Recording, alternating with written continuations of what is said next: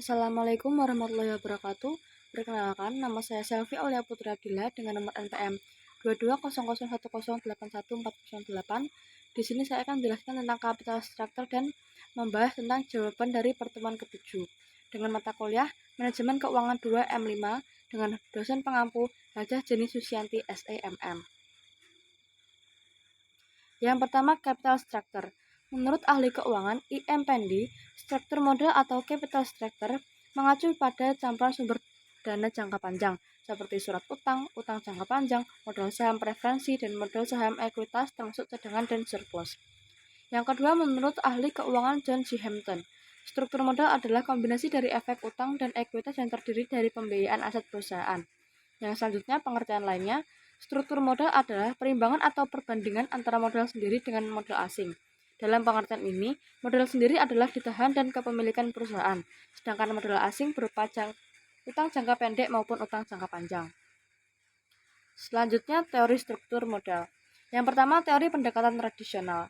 Teori ini menyatakan adanya struktur modal yang optimal, artinya struktur mempunyai pengaruh pada nilai perusahaan, yang mana struktur dapat berubah-ubah agar mendapatkan nilai perusahaan yang optimal.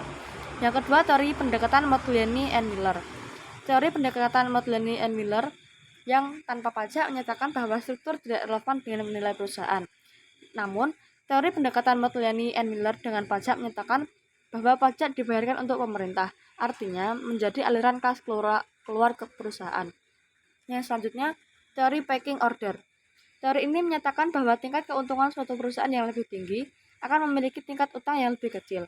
Secara spesifik, perusahaan memiliki urutan preferensi dalam penggunaan dana. Yang selanjutnya, teori trade-off. Teori ini menentukan struktur yang optimal dengan memasukkan beberapa faktor, seperti pajak, biaya keagenan, atau kesulitan keuangan. Namun, tetap mempertahankan sebuah asumsi simetrik, information, dan efisiensi pasar. Yang terakhir, teori signaling. Menurut teori ini, pengembangan modal dengan penggunaan utang pada struktur itu merupakan sinyal yang disampaikan dari manajer ke pasar. Selanjutnya ada tugas, soal nomor 1. PT JAS berkeinginan untuk mengembangkan dan menciptakan produk baru dengan kebutuhan dana 100 juta. Terdapat dua sumber dana yang bisa dipakai. Yang pertama, sumber internal diambil dari current asset. Yang kedua, sumber eksternal diambil dari current liability. Balance sheet, aktiva, current asset 600.000, fixed asset 1.800.000, total asset 2.400.000. Pasiva, current liability 300 juta, long term debt 2.100 juta, total liability 2.400 juta. Berdasarkan data di atas, maka hitung yang pertama ROA. Jika rate of return on current asset adalah 10%, rate of return on fixed asset adalah 25%. Yang kedua, financing cost. Jika cost of current liability adalah 14% dan cost of long term debt adalah 18%. Yang selanjutnya, current ratio. Berikan rekomendasi saudara. Jawaban yang soal pertama,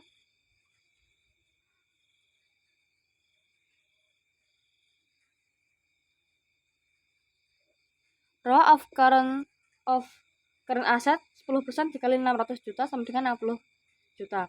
Rate of return on asset 25% dikali 1.800.000 juta sama dengan 450 juta. Total loan 510 juta. ROA sama dengan 510 juta per 2.400.000 juta sama dengan 21,25%. Yang kedua, cost of current liabilities 14% kali 300 juta sama dengan 42 juta. Cost of long term debt 18% kali 2.400.000 juta sama dengan 378 juta. Total profit sama dengan 420 juta. Yang ketiga, current ratio sama dengan 600 juta dibagi 300 juta sama dengan 200%. Perbandingan hasil perhitungan. Item ROA 21,25% menjadi 21,73% dan 20,4%. Foundry cost 420 juta menjadi 420 juta dan 434 juta.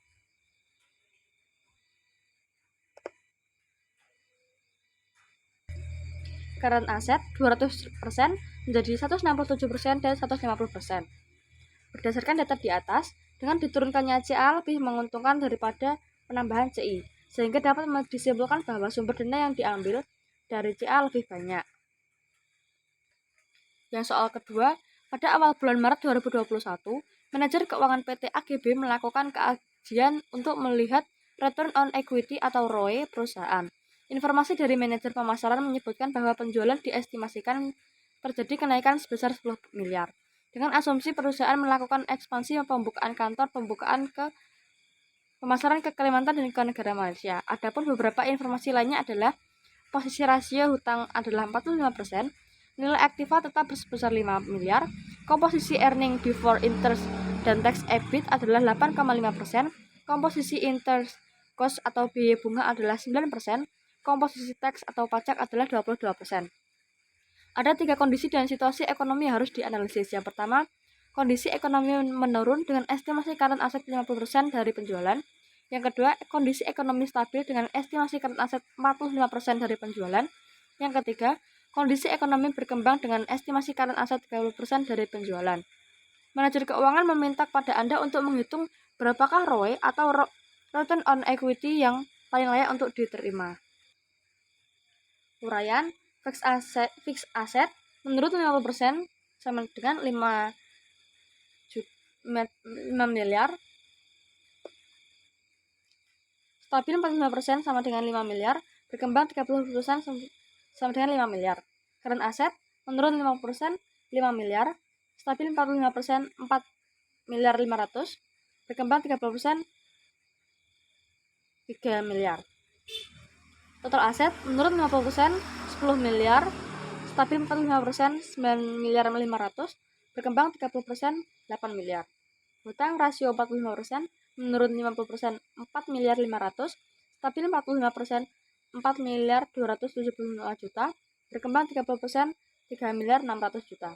Ekuitas menurun 50% 5 miliar 500 juta, stabil 45% 5 miliar 225 juta, berkembang 30% 4 miliar 400 juta.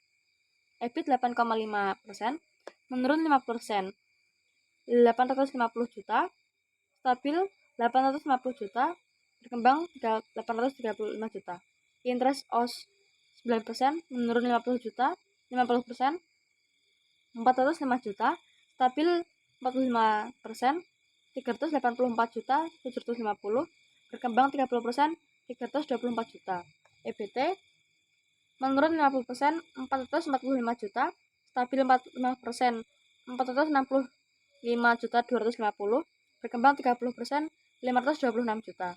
Tax 22%, menurun 50%, 92 juta 500, stabil 45%, 102 juta 355, berkembang 30%, 115 juta 720.